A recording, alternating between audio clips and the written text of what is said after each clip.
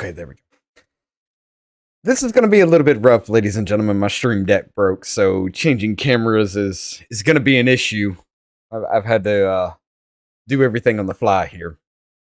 But we had a conversation with Freely Ashley, Gothics, and TheeJosephSantos last Thursday on a talk of religion. And through that, there have been multiple people that have come up, and some are willing to talk. Today is one of those days. We are sitting down with a follower of Gothics.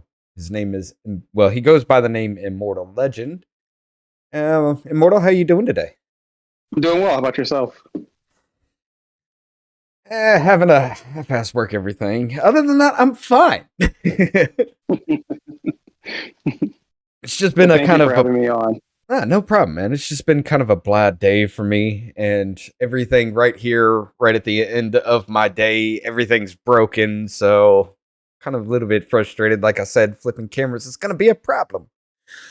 But we're going to continue the conversation about religion. Immortal had reached out to me, and he's just like, hey, being a Christian myself, and, I can talk to you, kind of answer some of the questions you've had, and me being agnostic, don't really mind. Now, in the conversation, I never really talked a lot in that. I just kind of let everybody else kind of do their thing. Yeah, he reached out to me and he wanted to talk, and he was willing to come on the show so we could do this live, and I appreciate it. So before we get started here, let me go ahead and throw this first question. What does religion mean to you? Well, religion is basically the principles of what people live by being guided by a higher power. Obviously, mine would be God, the Bible, Jesus, and the Holy Spirit, and that would be the moral foundation of what you live by. Right. Okay. See, this is what I mean. Cameras, I gotta be quicker with it. Okay. All right. Well, for me, like I was saying before, in that for me, religion is like a belief in, a higher power than yourself. Something like I can't create the sun. I can't create a planet. I can't create anything else. I can't even create the matter that is involved in that. So faith in a being higher than myself that could do that's what I would consider to be religion. Now, as we were going through the whole conversation, I had mentioned a lot of religions in the past have come and gone. I can't get behind the belief that, there is that one true ultimate being above me that is what everybody considers God, simply for the fact that I grew up in a Christian home. Like, we would go to church on Sundays, and I would pray every night and all that growing up. But once I started having my questions, things started to fall apart because nobody can answer it other than, well, you just gotta believe. Me being the person I am, I can't just believe just because I'm told to. Right. Especially, politically, especially with politics being the way it is now, that kind of further reinforces that fact, because the more I find out about these kinds of things, the more I have questions, and the more I'm just frustrated with everything. So religion kind of turned out that way with me. I have talks with people that I know personally about this, and it's still the same old. I ask these questions, it's the same old answers every time. So, like, I have no problem believing in something higher than myself. I have no problem with having faith in something higher than myself, because honestly, I do believe that all this, the entire universe and everything, was created by something. I mean, it just couldn't have appeared out of nowhere, that kind of situation. But with all these religions that have come and gone, and the fact that, looking at it, religion popped up at a time when mankind's total summation of knowledge was still at pretty much an infancy stage, like newborn kind of stage. We just, everything that we couldn't think of, everything that we couldn't explain, we just said, it's God, or it's this God, or that God, or something like that. And the more we find out about things, the more we can explain things. Like I was saying, the ancient Japanese used to believe earthquakes were formed when a giant catfish living under the crust of the ocean struggled to get free. The Romans and Greeks, though they went by different names, believe like lightning was thrown from Zeus's hand, things like that. Now that we've figured it out, we realize that those kinds of things are bullshit. I still kind of question how after 2000 years we can believe that a man walked on water and just touched people to heal them. Okay. Now, I do believe that religion is necessary. I really do, because without it, mankind would be a hell of a lot more destructive. Like we started to talk about with Gothics before Gothics and Joseph got into their thing. Like I was trying to say, you don't need a god to be a moral person. She asked why, and I had brought up the golden rule kind of situation: do unto others as you would have them do unto you. Now that is kind of a religious thing, but as Joseph, being atheist, who doesn't believe, never really grew up in that, and Freely Ashley, who never really grew up in that, both of them agreed, if I don't want somebody to murder me, why would I kill people? If I don't want somebody to steal from me, why would I steal from them? That kind of situation. So, I mean, I see the point in religion, and it is definitely needed, because humankind would be a hell of a lot more deadly without it. The belief that there's a punishment for your actions some way, somehow, leads people to stray away from that kind of act. But as I was trying to allude to, things like Aesop's fables, and like the story of Scorpion and the Frog. You knew who I was when you gave me the ride. That kind of thing. A bird in the hand is worth two in the bush. The story of the little boy that was so vain he tried to kiss himself and drowned in a river. These kinds of things can be taught without religion being involved. And I just have a problem with, especially Christianity, where they say, well, give all your problems to God and he'll make them better. No. I mean, that's not how that works. You have to work on your problems. You know that. Right. Well, God's not just going to do it for you. Right. I think some people use the give it to God as a way of being, what's the best word to use for it? A way of not being personally responsible for what they're going through. Now, I do believe that when you, as a Christian, right, there is a principle of being self-responsible. That's actually part of the Bible. Basically, when God or Jesus comes back and every knee will bow and confess, everyone's going to be personally responsible for either believing that Jesus was their savior, believing in God in the Bible. Everyone will be also like you and I. Again. Sorry, you and I haven't. It's okay. Go ahead. No, go ahead. I forgot to flip cams. I was sitting here watching and noticed I was on cam. It's okay. But even this conversation that you and I are having is, biblically, it is an opportunity for you to receive the gospel, right? And ultimately, when you stand before Christ in judgment, you'll have to answer for every sin, and accepting the free gift, because that's what God, Christ's crucifixion was a free gift for man to right themselves with God. One of the other things that I noticed in the conversation was like they were asking what was the difference between all of the other religions. As far as I know, with the other religions related to Christianity basically says there's no way that you yourself or myself can make ourselves right with God, right? In the Hebrew, for the Hebrew, like the Jews, they had to sacrifice daily to cover their sins.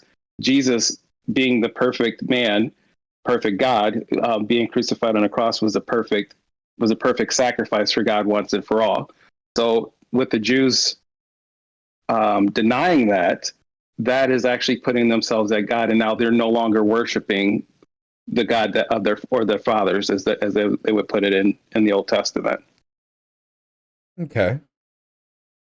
Well, as far as that goes, I mean, I can understand, the whole thing, but Christianity, well, really, I'm gonna have a problems with these cameras. Really, all religion as a whole, like, sprung from other religions. Like, it was just people as they started to grow into a religion just decided this doesn't sound right, or I want to change this aspect about that. And even with Christianity, you got the different sects within Christianity, you got the different versions of the Bible that are slightly changed. I mean, it has been diluted through time. The teachings, the stories, they've been rewritten so much and retranslated over everything. I mean, can we really say what you read in the Bible today is what was really truly written, kind of situation? You I know, believe so. so Yeah. I'm sorry. Go ahead. no, I was just gonna, so from that, it's kind of like questioning from that aspect, if everything has been changed and perverted into different parts of that. Most of the Bible that we know of today, these stories were written hundreds of years after, the death of Jesus Christ, the true death of Jesus Christ. How do we know that this isn't just a big game of telephone and people kind of made up something? Like the whole thing of Jesus walking on water. Well, was he walking on a huge ocean, or was he just walking over a puddle kind of situation? And they just changed it to make it look like a huge ocean over time, things like that. Right. Well, in the Bible itself, if you go into the Old Testament, whenever something happened, it actually had to happen by the witness of two or more people. That's actually part of our framework of our judicial system. So there always had to be a witness to testify to what was happening. Right. So whenever someone did something or something happened, it was always at a witness. So the walking on water was around multiple people who witnessed that. And the punishment actually at that point in time was for lying was very severe. Some of the other things that separated Christianity, or actually what I'll say is the Hebrew religion, the Jewish religion back at that time, is if you look at the condition of man and what men were doing in the Old Testament was vastly different than what God commanded those people to do. And eventually they started taking on the traditions and cultures of those other, they were mingling religion. So they were starting to do sacrificing to children, which God put judgment on them. They were sleeping with women who weren't of the Jewish faith, which God put judgment on. So I get where you're, and I'm sorry if I'm mixing some things. I get where you're coming from with asking, like, and you should ask, like, which one is the true one? But the Bible in itself shows, I believe, shows the condition of man, that we are. I don't think we're just good people. It takes a lot for us to even be good people, like to even be a moral person, right? But there has to be a moral standard, which I think where Gothic was coming from, and from what I'm seeing in the Bible gives us the moral standard that we have, and we can even see it where we're living today, where there's an objective truth. And subjectively, we now believe boys can be girls, and boys and girls are on the same playing field, right? Which the Bible states otherwise. He created them male and female. Right. Well, I mean, going back to that point, okay, you say that the Bible is kind of like what gave people their moral framework. I can't really honestly say that myself, because people had a moral framework before Christianity was around. They had a moral framework before really religion as a whole. Now back in caveman days, I'm pretty sure they didn't. They just bludgeoned each other to death all that time. But there was a point in humanity's time frame where we were just like, hold up, killing people for no reason is wrong. And I can't really contribute that morality to religion, any religion as a whole, because it seems to go back to a predetermined time before, well, okay, before written history, we started believing all that. So that had to have come back before religion as a whole, you know? Well, if Unless that's the there was a religion that was never written that people believed in that passed us down through their own teachings before we learned how to read and write, you know? I can see where your point of that, but you always have to ask yourself also, if that's the case, then morality would have to be subjective. And again, if we get to subjective reality, if we can all just come to a consensus, then we can change morality. At one, like some countries, some countries have a different age of consent than we have. Right.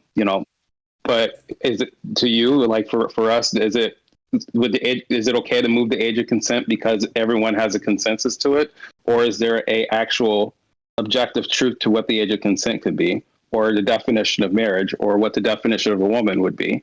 If we start losing an objective truth, then we subjectively start inserting what we believe. And that was even touched on with, I believe, when they were talking about the Bible and how people use the Bible and misinterpret it. Someone who Definitely. uses a Right. So someone who uses a hammer to hammer everything is not using it for its intended purpose. They're subjectively using it for whatever they want. Right. And, to a hammer, everything looks like a nail. But honestly, morality is kind of subjective. I mean, think about it. All right, the Islamic faith believes women should only be spoken or should only speak when spoken to. They can't show any kind of skin. Every bit of them is covered. Here in the West, here in America, we don't believe that. We believe women are equal to us. We can, they can show almost as much skin as they want to. That kind of thing. Now, over there in the Middle Eastern countries, these women would be stoned to death if they were to try that. But morality as a whole, I do believe is kind of subjective because now I say that because I watched a movie one time and it really hit home with me, especially touching on believing men and women are and the whole trans thing. It kind of does the same, kind of relays into that as well. But I watched this movie. I believe it was called Undefeated with Jet Li, Mm-hmm. where this woman had owed money to this mob boss and she couldn't pay it. Well, the mob boss came in and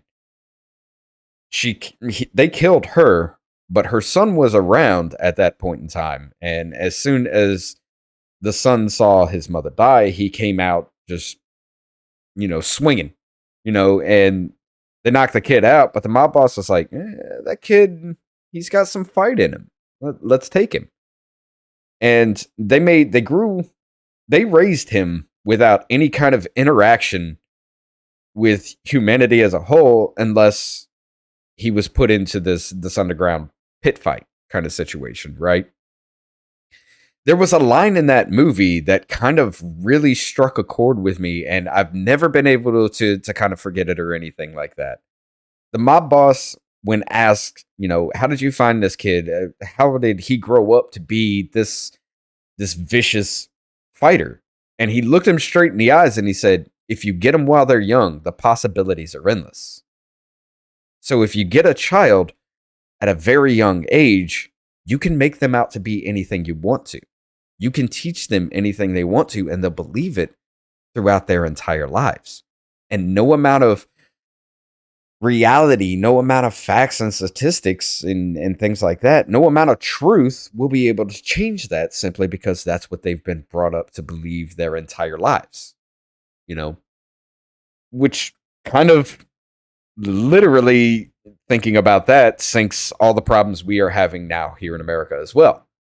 But I bring that up to kind of say morality is subjective. Because if I had a kid and I taught them that murder was okay, they go out and they kill somebody, well, then they get thrown in jail. You go through the courts, get thrown in jail, and they're taught, no, murder isn't okay. Well, my father did. All my life, I've been taught I could just do whatever I wanted to. And then they're in prison still reeling with the fact that, well, my father lied to me. What he taught me, what he made me believe isn't true. I mean, how do kids reconcile that? How do grown adults without any kind of, you know, backing otherwise reconcile with the fact that you've been taught all you've been taught all your life is an entire lie? So morality is kind of subjective. It's all in how you want to teach your kids. The things I believe in, the things that I find wrong, you might not have a problem with. So if I were to go to your kid and say, no, that's wrong, but you don't have a problem with it, you think it's morally right, that's my morality versus your morality would be something different. You see what I'm saying? Yeah, I mean, I think I see what you're saying, but I feel like it's kind of a stretch or a little bit of a reach.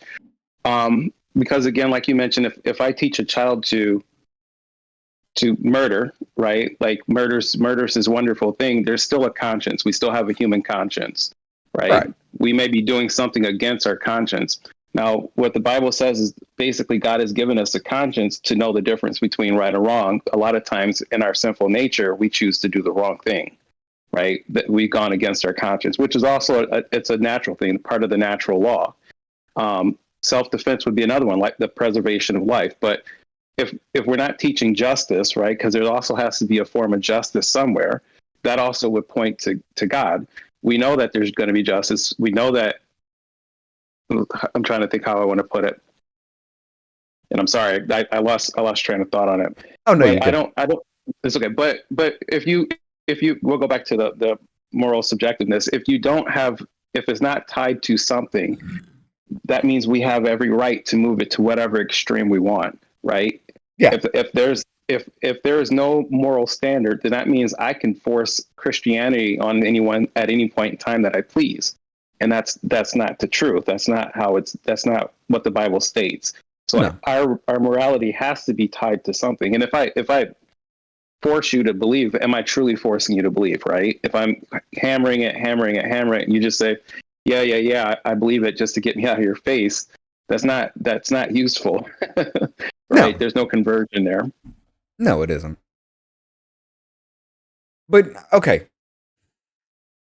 Now, as far as the whole morality aspect, I get what you're saying with that. And, it's the morality of the big things in life, not killing people, not stealing, the 10 Commandments as a whole are pretty much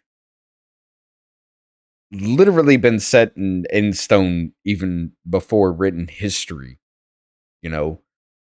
People realize these kinds of things before then, other than, thou shalt not have no other gods before me or things like that, which I know it's going to sound a little bit blasphemous, but I'm going to say that's kind of narcissistic, but I get the teaching behind it, but there's a lot of things within the Bible and Christianity that kind of don't set right with me because it's more of along the lines of God being a dick. Or just playing with people's lives to prove a point, that kind of thing. And if you're supposed to be this all-loving, all-caring, benevolent, omnipotent God, it don't sit right with me that you can just do that and expect it to be okay, But right, but if he's God, why not? If he's the one that created all of the universe, why not? Right? Would that not be his right to do so if he created the heavens and the earth and everything that we walk on and see in front of us? I mean, honestly, yes. If he created it, it would be his right. But then again, if I had a child, I'm don't have children, but if I had a child, it's still the whole thing of, the abortion aspect. It's the mother's right to choose. Well, that's another life within inside your body, but yet you're saying it's the mother's right to choose kind of situation. Tie that in with God. Well, God created me, so it's within his right to just do whatever he wants with my life and not just suffer along through it just because he wants me to. That kind of sounds selfish, narcissistic, and extremely assholish. You know what I'm saying? Okay. Right. Well, if you look at it this way, though, especially the "thou shalt not have another god before me," you guys touched on your last video. If you're not worshiping that God, we're going to worship something else, Right. right? And if we're putting something else above the God of the God of the Bible, the way that I believe, then eventually we start to become the architects of our own creation, which will eventually lead to our own destruction. Nuclear warheads would be a great example of that. And we're staring Or down that barrel now. So right. Right, mass genocide, eugenics would be another one. If we believe we have the authority to take the place of God, then we will start doing terrible, hideous things, which we've shown the capability of doing throughout all of human history. okay. So Well, I don't think those things I don't think those things are meant to be, as you put it, assholish as much as I think it's more for our benefit. I mean, I can understand that, and I really can. But if I have the freedom to choose, then I should have the freedom to choose no matter what. Whether I choose wrong, of course, I'm going to have to deal with those consequences, whether I choose wrong or whatever. It's that whole morality kind of situation of, yes, you have the freedom of choice, which I do agree with. I don't believe in, God's plan. Well, God's plan. Okay, that's more along the lines of what I was talking about. Ashley has kids. She has a plan for her children, but her children have that free will to go along with her plan or to be something completely different, you know? But then you got to Mm-hmm. say it's God's design. Everything is predetermined.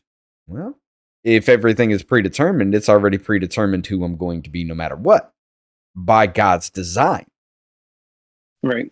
So it's still that struggle between, like Joseph was saying, determinism versus free will kind of situation. If you believe there is a design for your life, if there is a plan that you're walking by God's design, then you literally are just a puppet on a string.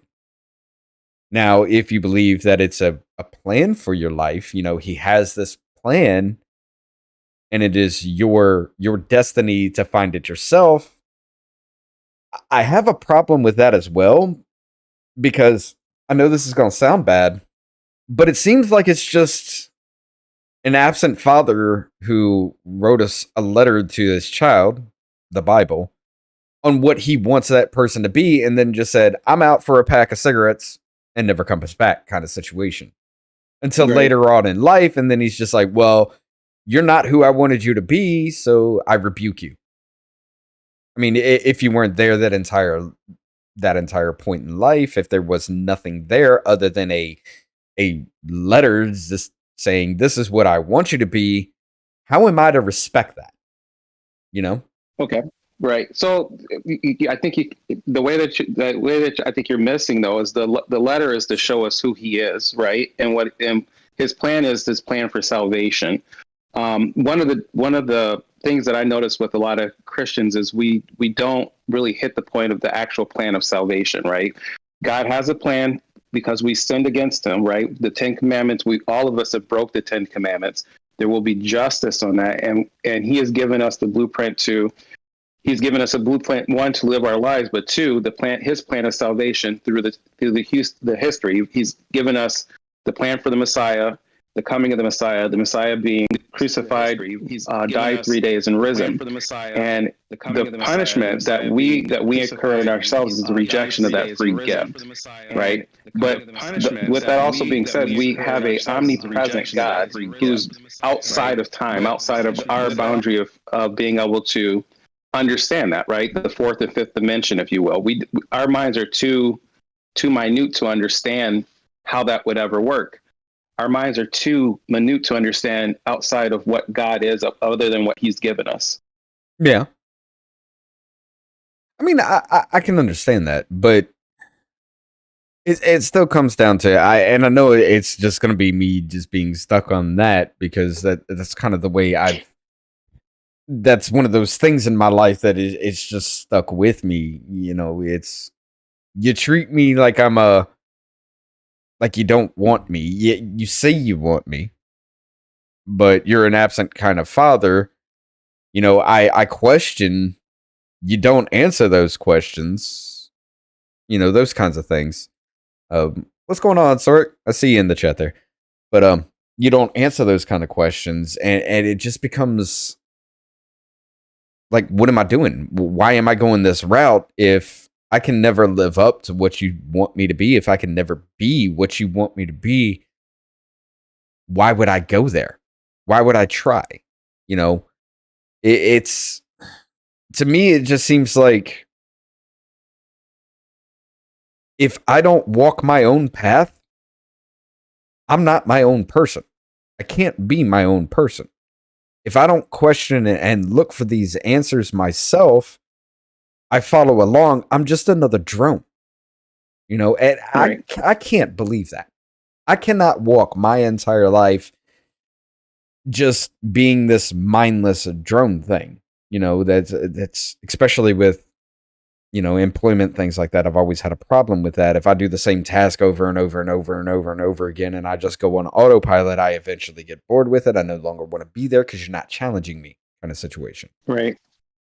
But for me, it's a whole fact of, why am I walking this path if there is no end point to where I can say that this is going to be good in the end, or this is going to be bad, going to be.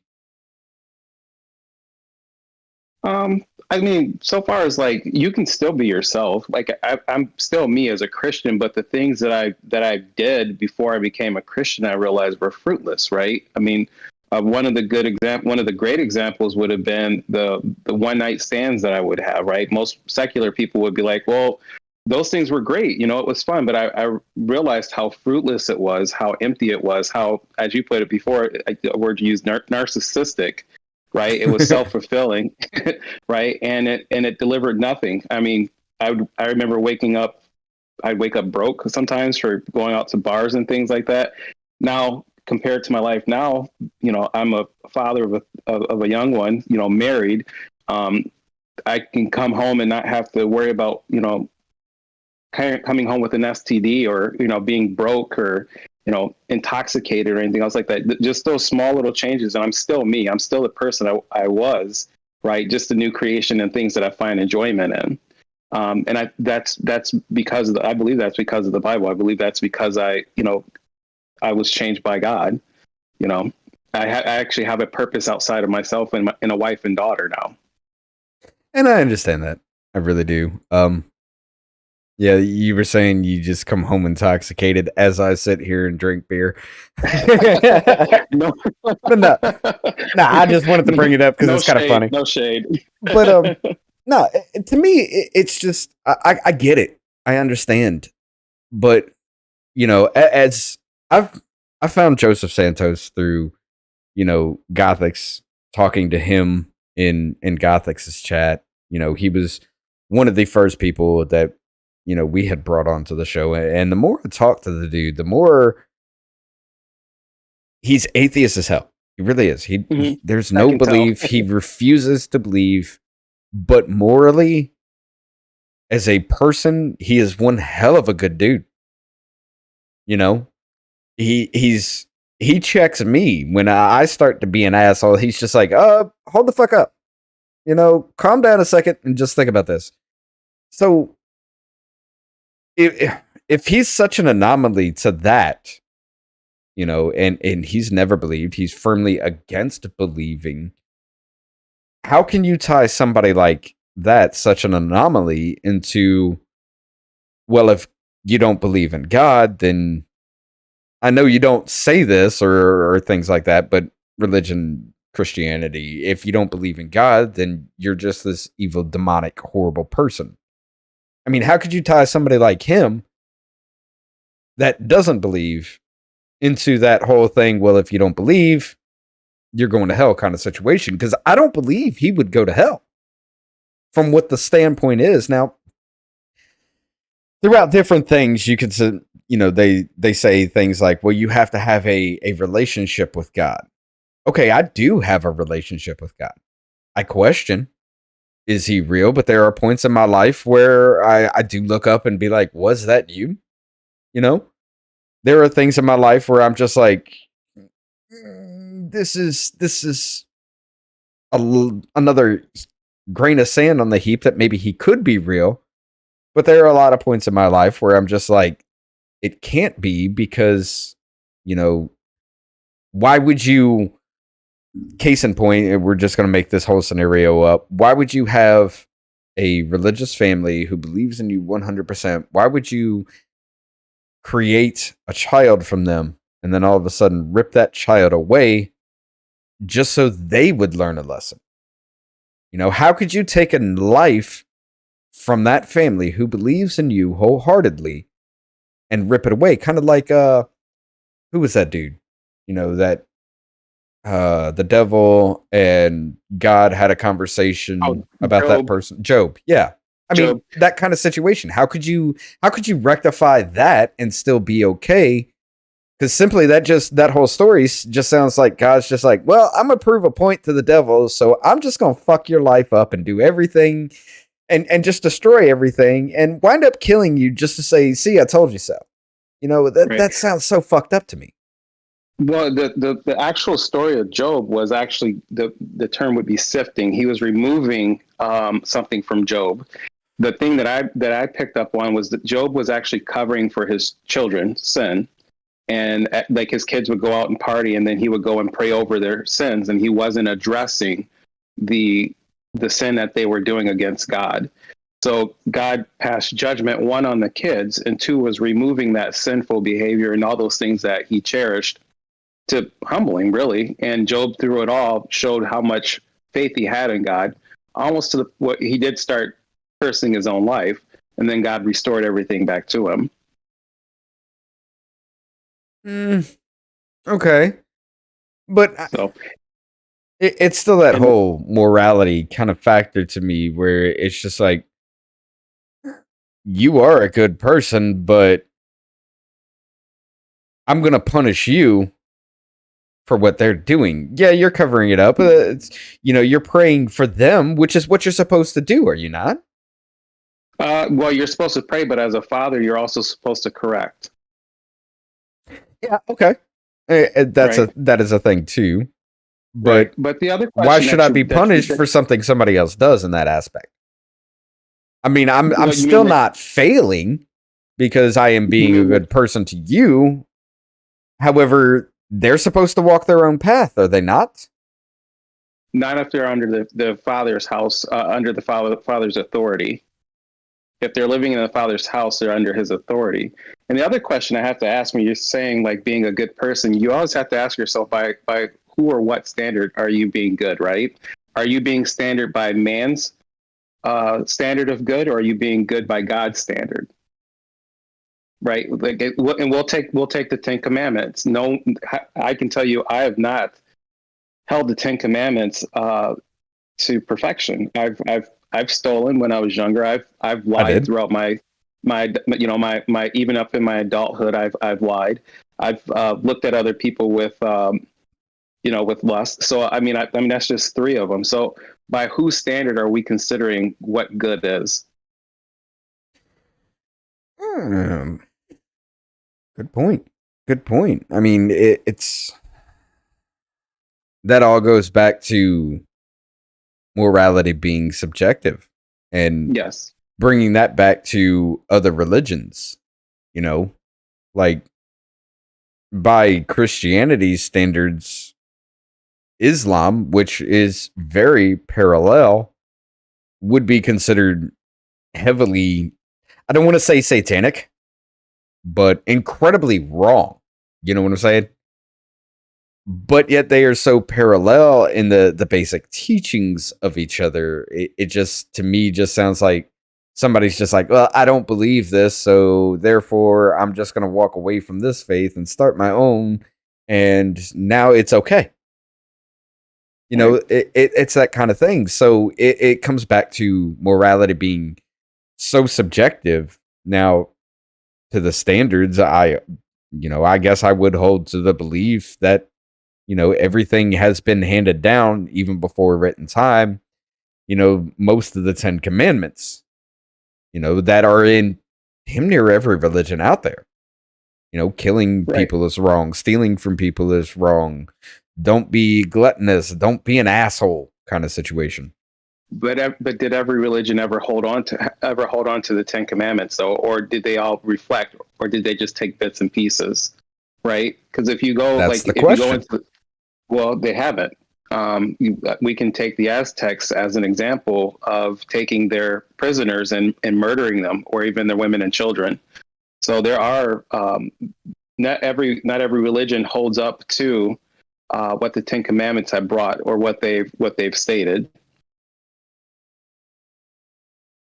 Well, yeah, I can understand that as far as, Aztecs making sacrifices, even child sacrifices to their god, but in their moral standards, that was okay. Now, did they kill people in the streets just to do so? No, because morally, reprehensibly, that was wrong to them.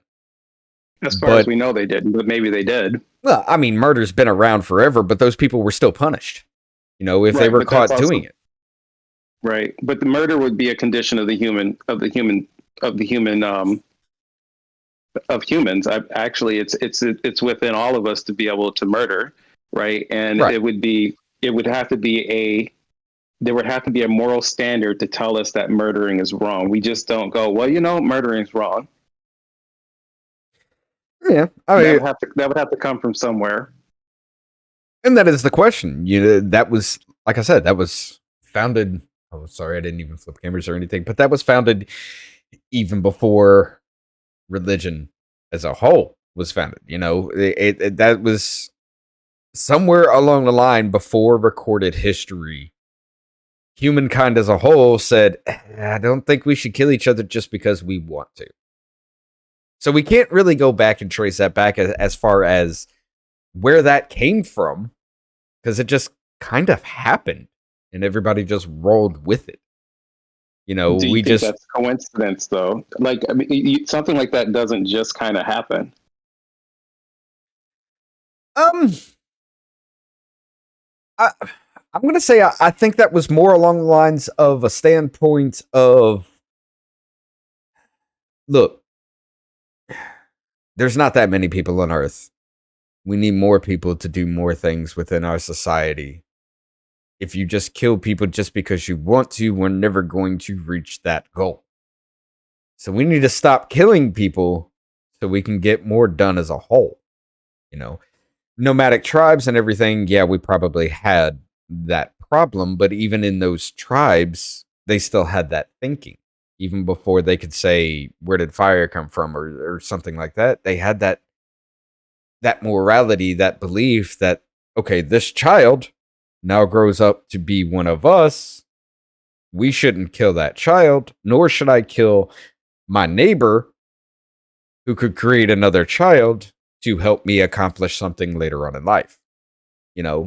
Before even religion as a whole came into humankind. I see that throughout everything that we know, your cave paintings and everything like that. And when people started to be civilized instead of nomadic tribes, they... now we... Well...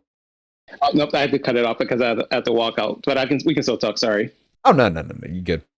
But, nomadic tribes as a whole, once we started to become civilized, we got more deep into that. Now, religion at that point in time started to come around. Like, people started to believe in a higher power because, like I said at the beginning, to me, it feels like at that point in time, it was just more along the lines of, fire starts. Well, where did this fire come from? How did that happen? God did it. Not pointing it out to, the God that you believe in or anything like that. Right. It's right. Hey, the ground just shook. What the hell? What caused that? That catfish. That kind of thinking. And then the more we go along into thinking, and that's what, bringing it back to the very beginning, the more along we go into thinking, the more we understand that lightning is created because of positive and negative charges between the earth and the clouds. And then all of a sudden, the charge becomes too much. Lightning happens. That's not Zeus throwing shit.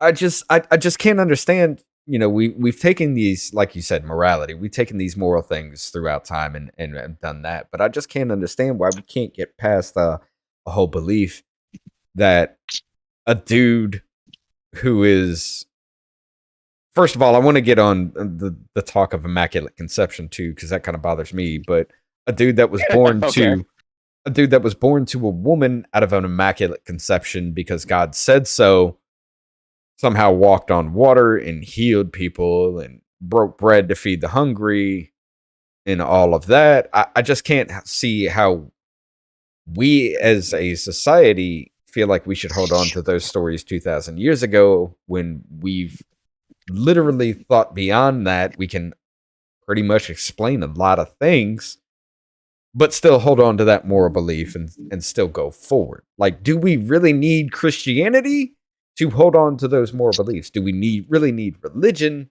to hold on to those beliefs that we shouldn't kill? That kind of situation. It's not like I said, it's not that I'm against it in any way. Like, we don't need it or anything. I'm questioning the utility of it is good, but can we walk away with that while still keeping the beliefs? Because think of it this way. All right, we are created in God's image, correct?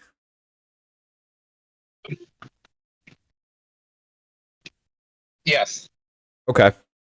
So if we're created in God's image, let's just say we find life on other planets.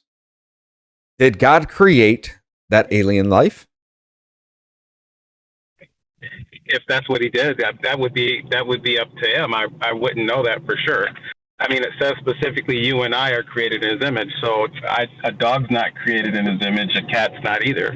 But if anything would be humanoid like bipedal like ourselves, then yes, that would be in his image. Now, hold on. He created the heavens and the earth and everything in this universe. So he had to have created alien life. Now, taking that into perspective, if we did find alien life and they're not humanoid looking, say they're lizard people, like everybody believes our government is. If they're lizard people, okay, God created them too. Now, if we found out that were to be true and we still hold on to the belief that we were creating God's image, think of the narcissistic mentality we would have with that life, thinking that we are better than them because we are created in God's image and they're just a lower life form. I mean, we're talking about a hypothetical one, right? Right. But like, if they're like, again, if they were bipedal, and they had they were able to have coherent thoughts to the level that man has, then yes, I would say that they would most likely be made in the image of God. But if they were like something like a, bird or something with very little sentience to them, I would say no. So I think that would be a little bit more clear and definitive there. But I mean, we're going off more of a hypothetical. Oh, of course we are. I just wanted to bring it's still going. I didn't want to make it sound like, okay, yeah, we would be superior to them, but that just goes back to the whole morality of it. If morally we think we are the image of God, we are the end all be all, we are superior because we are God, the image of God, we are what they are supposed to be. That life is now inferior because, well, they don't look like us, so they're not in the image of God. So how would we treat something like that with that kind of belief? If we don't move past a dude walking on water and this man the bearded man in the heavens kind of thinking, then once we do, now let's just be honest here. I am of the belief that there is life on other planets, because in the vastness of space, you're going to tell me we are the only sentient life out there. I refuse to believe that. Okay. Right. But when we actually do make contact with these people who are going to be vastly superior technology wise to us, because they've probably been around a lot longer or taken a different path technological wise, how could we reconcile the fact that, morally we are the spitting image of God versus what they would look like, because they're going to take a different ecological and, however you feel about it, um what is the word? Mutation of genes and shit. Jesus, I just lost it. Evolutionary Yeah. path.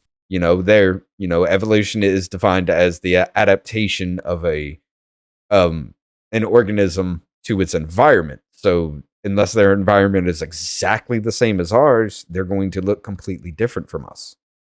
You know what I'm saying? Yes.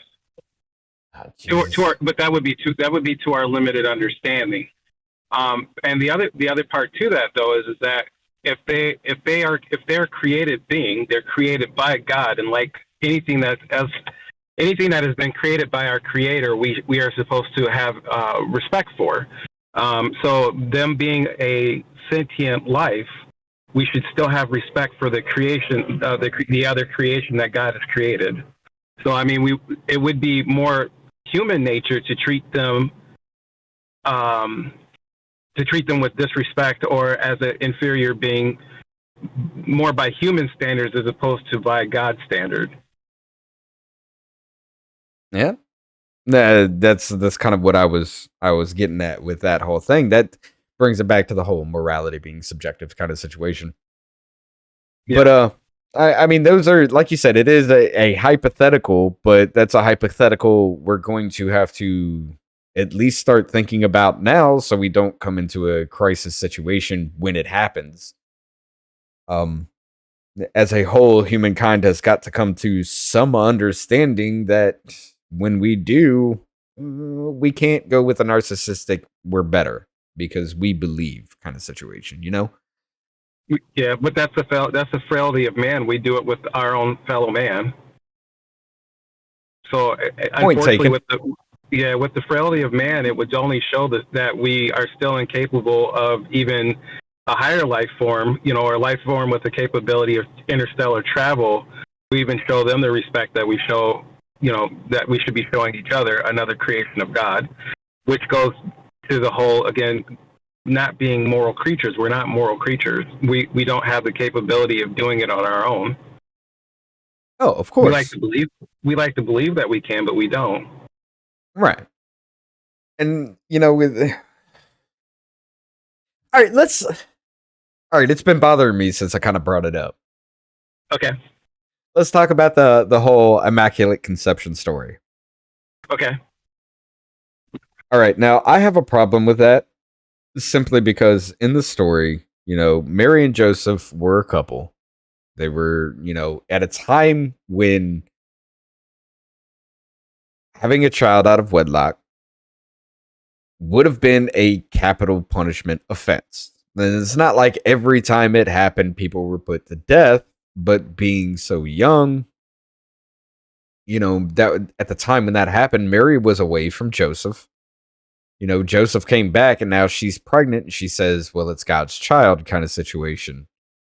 God came to her and said, you will carry my son. And that whole story. Yes. I have a problem with reconciling that simply because of the whole thought that,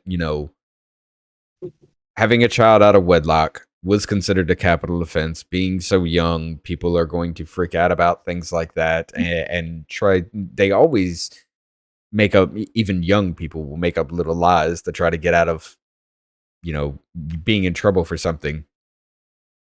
The Immaculate Conception story, I have a problem with. Yes, it has happened. In record history, it has happened. I'm not going to deny that. But that's always rung to a point to me to where, maybe she wasn't as good of a person to Joseph. And Joseph just kind of covered it up for her, and just went along with the story. And then all of a sudden it snowballed into an entirely new religion. That kind of situation stuck with me, and just thinking about it that way. And, there are a lot of different stories. I even watched a documentary of it that's kind of brought it up to me. It kind of reinforced it to me a little bit more that could have happened. Now, am I saying it did? No, absolutely not. I don't know. But how do you reconcile that fact? How do you come to that conclusion that that is an actual true story with your belief in that? Okay. Well, the first part is that we have to understand that we're looking at everything from a human perspective, right? So we're looking at it as a lower perspective. Right. But in that story, the angel went to Joseph and told Joseph that she was going to be carrying her child, and he was given the opportunity to actually back out of the marriage, and he decided not to. Okay, Mary herself also had the opportunity to back out of being the mother of Jesus, and she chose not to. So both of them, in obedience to God, decided to bring the Messiah. And then into like, if you fast forward to before the death, burial, and resurrection, Jesus had committed performed many miracles in front of a multitude of people, and even being, then he was crucified, and then there was over 5,000 that witnessed, or 500 that witnessed him after he was crucified and buried. So none of those things, they all play a part to themselves to tell the grander scheme to the whole story. If he was a child born out of sin, like out of Mary not being such a good woman, then God would not have used a perfect vessel to be the perfect sacrifice for man. He had to fill the perfect requirements of everything for God to use him for our reconciliation. Okay. Now let's take it to this aspect. All right. How do I put this without making this? Oh, it's gonna sound horrible no matter what. Just be blunt. Okay. So humans are not infallible. We make mistakes all the time. Let's just say at that point in time, Mary came back to Joseph and pretty much told him the truth. Okay, yeah, I did cheat on you. I got pregnant by this dude. I'm going to be put to death if something doesn't happen. Help me out here. Joseph, being the loving guy that he was, because, I've done it myself. I've had a woman cheat on me and get pregnant and still decided to stay with her until the relationship could never be anything more because, well, that always came up. But think of it as if she did that, and if she came to him and said, look, I need help and everything like that, because I'm going to be put to death, him loving her the way he did, kind of said, all right, I'll go along with the plan. I'll say that an angel came to me. Did anybody witness those events? I mean, they couldn't have, because that angel came to him alone, right? That angel, that came to Mary alone. Nobody witnessed those events. So could it have been just a made up story?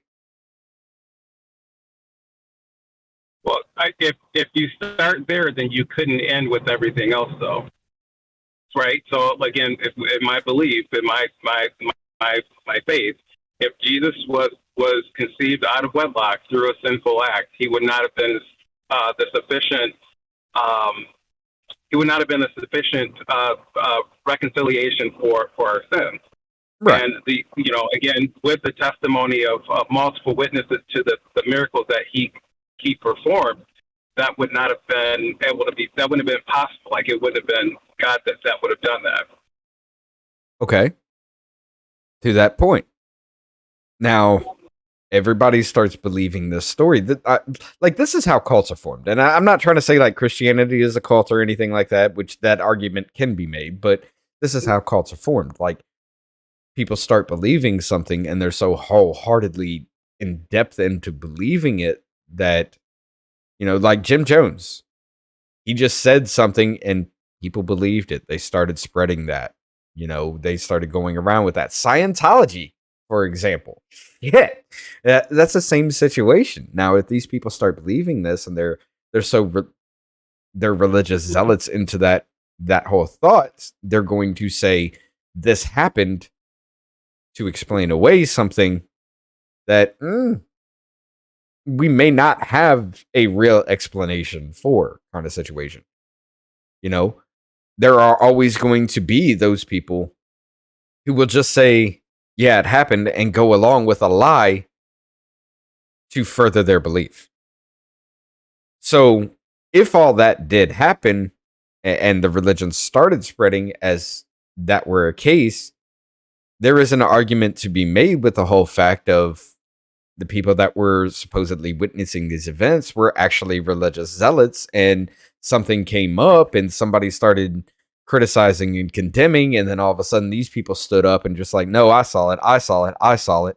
You know, that kind of situation to save somebody from being persecuted kind of situation. Could that not have happened? Well, I mean, if you're talking about persecution, those people believed that even unto persecution, and even taught it unto persecution. So, I mean, it's that. I think that would be a great testament. Is, you know, they were put to death by the Romans, and they were actually thought to be put to death by the Jews because of their testament. Even by the, you know, the threat of stoning and crucifixion. So, I mean, if that was the case, where you know, if under the threat of death, you know, you would change your story, and they refused to do so, and brought to death, and no one changed their story, I think that would be a solid foundation of evidence that they truly believe those things. Understandable, but and I won't profess to have the perfect answer to this question, to be completely honest. I don't think anybody can.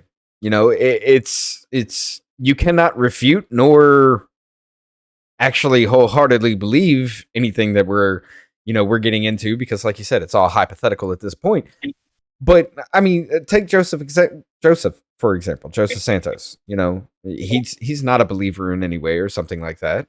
So if I were to come to him and say, you know, yo, God did this, or an angel came to me, he's not going to believe. He'll probably condemn.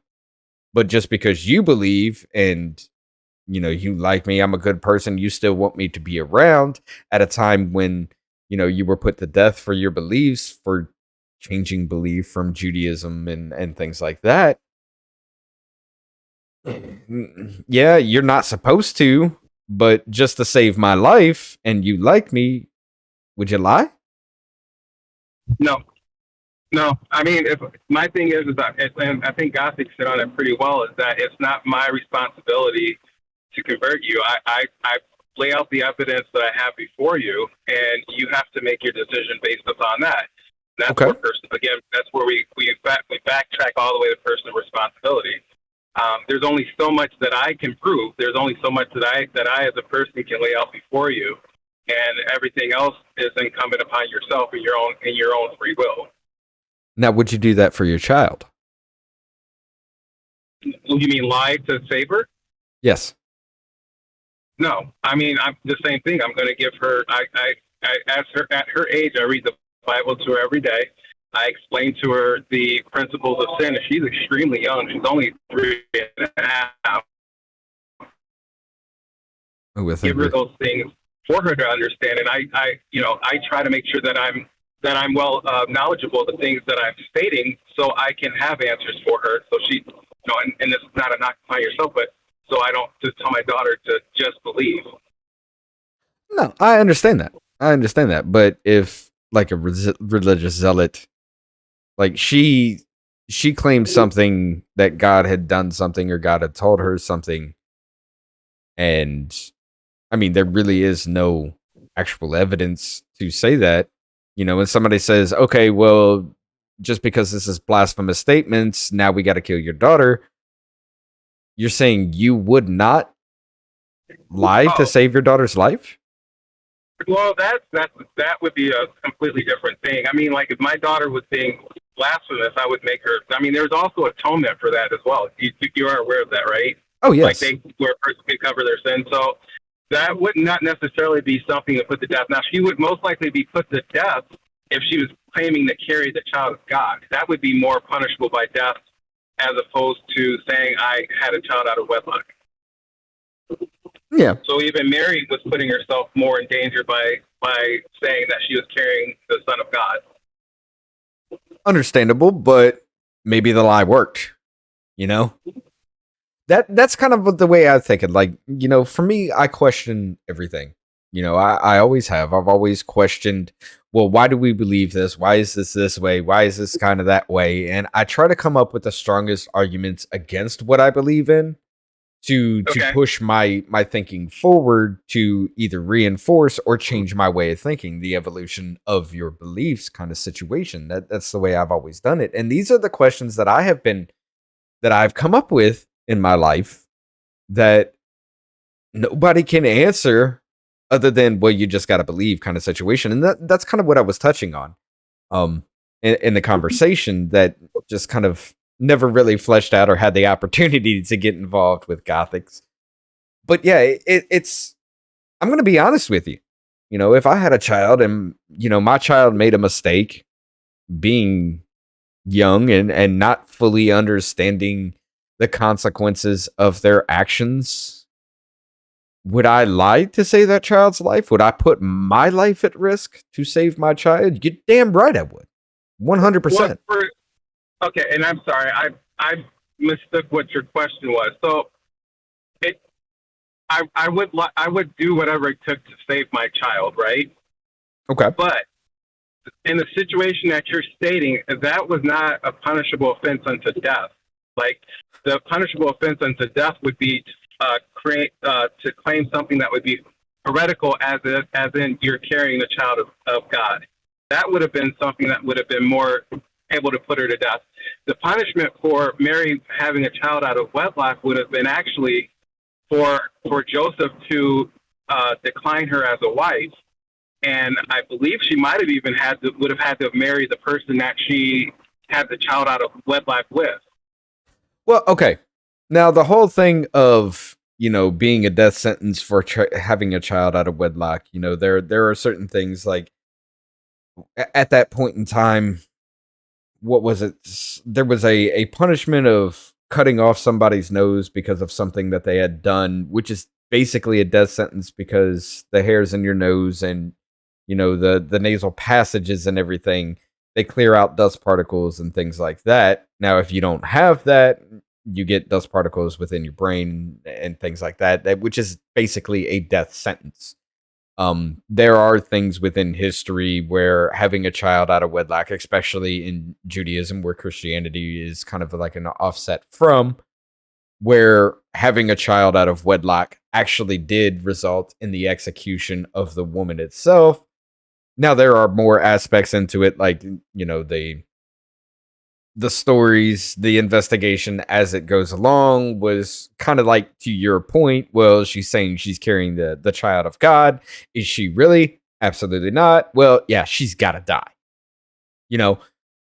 But if the lie worked because so many people were protecting, I kind of see that as a plausible kind of thing in my mind. And these are the reasons why I have that. Mankind being fallible as we are, the whole question of would you lie to save your daughter kind of situation. I mean, I wouldn't let my child die just because they did something like that and came up with a lie just to kind of cover their ass. Now, I don't think I would let myself condemn my child to death for that reason. Something that's seemed innocuous at the time that snowballed into a huge drawn out situation. I think I would stand my ground, even though I know it's completely 100% false. I would convince myself that it happened to save that child. I feel like that would be something that I would do as a person to save my child's life, even if it cost me my life. So I kind of, as fallible as humans are, I don't think that's in the realm of possibility to think that actually happened. That people do believe that Jesus is the Son of God because Mary made a mistake. I don't see that in the realm of, out of the realm of possibility. That's kind of what I'm getting at with that.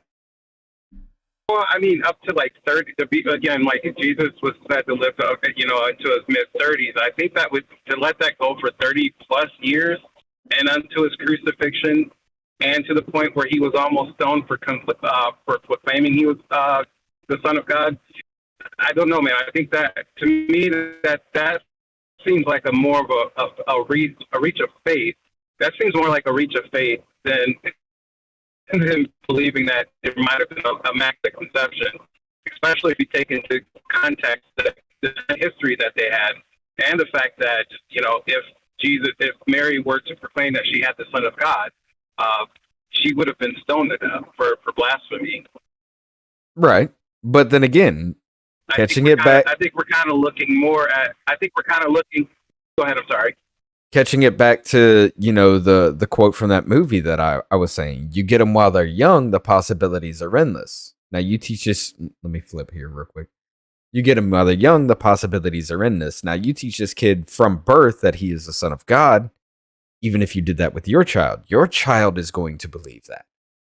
Just because you reinforce that from birth that they are this.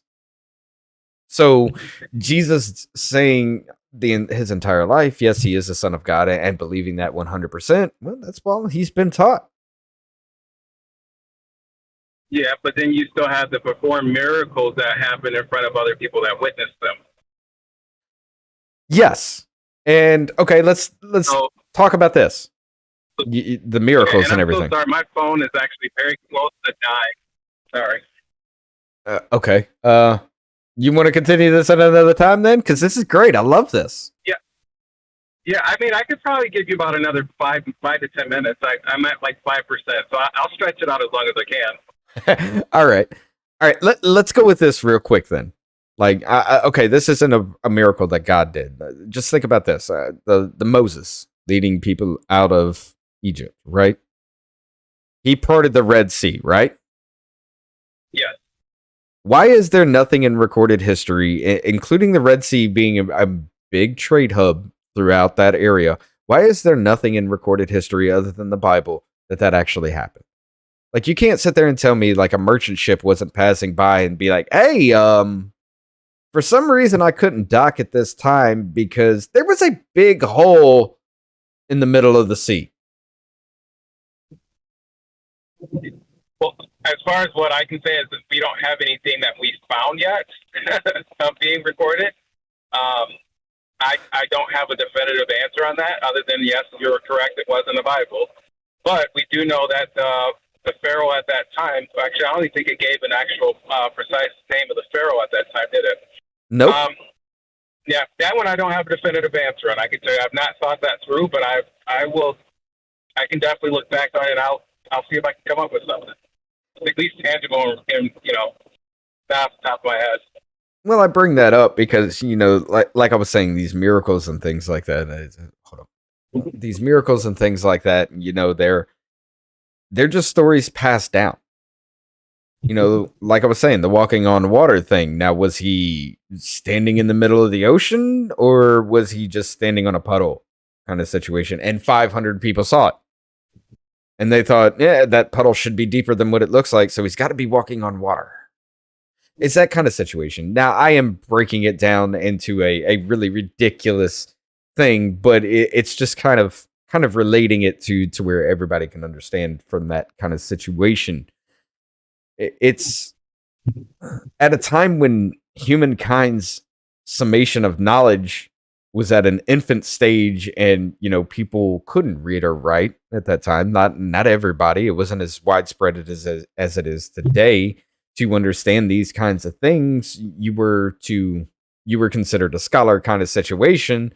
So if I stood on a puddle that would look to be deeper than it was, or should be deeper than it really was, am I walking on water situation? Because you don't know any better. You don't know because you were never learned, or you were never taught depth and things like that, because you are essentially an infant in your summation of knowledge. Right.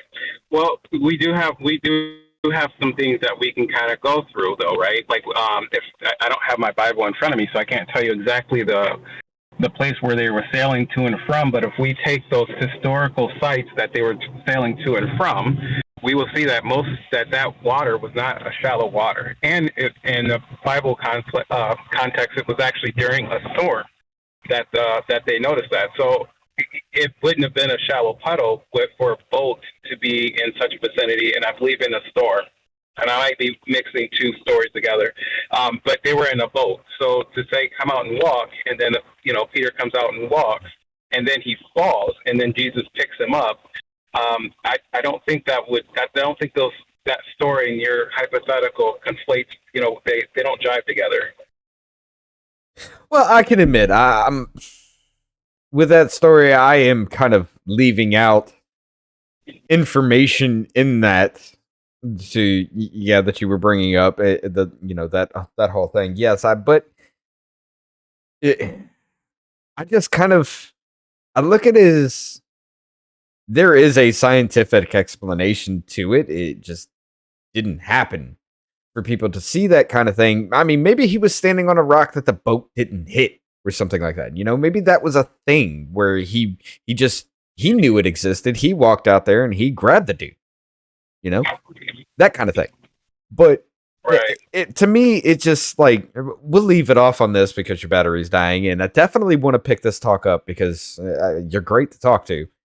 But to me, it just comes, it sounds like these things can be explained, but we just back then weren't smart enough as a whole, as a humankind. We were just not smart enough to say, hey, that dude stood on a rock to grab that dude, that kind of situation.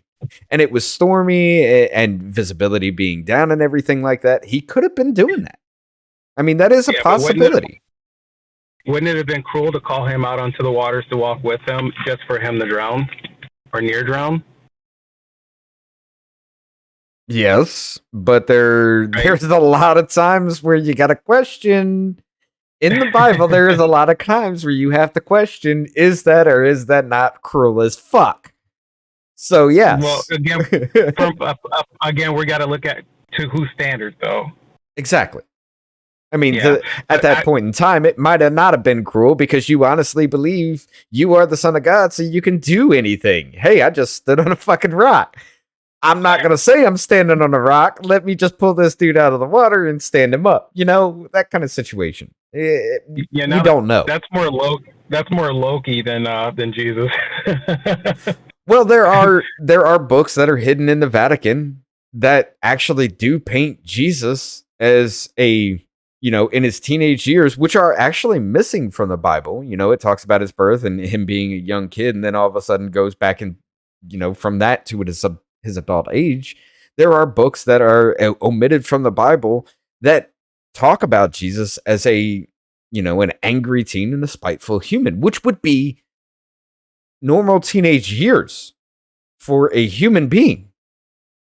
But because they didn't, they weren't, the belief is that they didn't jive with the story of Jesus and everything like that. So they were hidden from that to kind of paint him more godly instead of more human. So there are stories that, aren't widely known to Christianity to paint this dude as a more humanistic character. And honestly, to me, if you want me to believe, I would love for those to be in there because that would bring about the whole thought of, okay, if he really is the Son of God, he has to go through his thinking, I am human, but I'm a demigod kind of situation. I am human, but I am the Son of God. So therefore, I have to deal with my humanity to become godly. Right. Now, and I'm so sorry. I do have to get going. Okay. But this is one thing. Do you have a Bible? Yes, I do. Okay. This would be my one recommendation. I would ask that you read the Bible, but don't read just to read. Read to understand. Right. I've tried. You've tried. Okay. And I mean, and you do have my number. So if you ever need, as you're reading, or if you have any questions, call me as well. You or text me. You have the invite to do that. But I would definitely like to pick up where we're leaving off and start up again. I have no problem with doing that. But I'm outside where I have to pick up my little one. Okay. Not a problem. I appreciate the hell out of you, dude. Like I said, I definitely want you back on. We'll have more of this deep dive into this conversation. And honestly, this has been great to me because, like I said, I have no problems in believing. I just need to understand deeper and to have somebody somewhat answer these questions without saying you just gotta believe kind of situation. And Which I'd love to pick up this conversation with you. And I got another one coming up later on with another Christian that Gothics or that follows Gothics. So I'd love to hear that and maybe have you both on at the same time if that's a thing. if we can make it work, that sounds good. All right. Now I appreciate the hell out of you. Like I said, this has been great. We'll definitely pick this up another time. As for everybody else, now I know this is a hard topic, but I'll leave you with this. You definitely do have a voice, and it is important. Please sit down. Let's have a conversation. Have a good night. Y'all take it easy, and we'll see you again very soon.